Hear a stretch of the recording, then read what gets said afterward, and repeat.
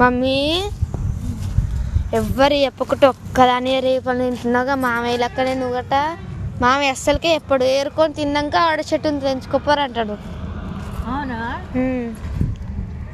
ఇంత బాగానే ఉంది. అయితే ఒక దగ్గరికి అయితే వెళ్తున్నాం, మధ్యలో అయితే ఇక బండి ఛార్జింగ్ అయితే తక్కువ ఉంది ఇక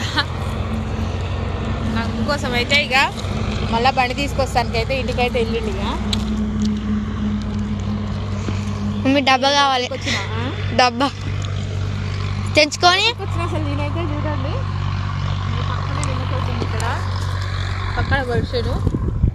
చాలా అంటే చాలా రేగు కింద కూడా మస్తు రాళ్ళు చూడండి అసలు. కానీ చాలా తీయ ఉన్నది.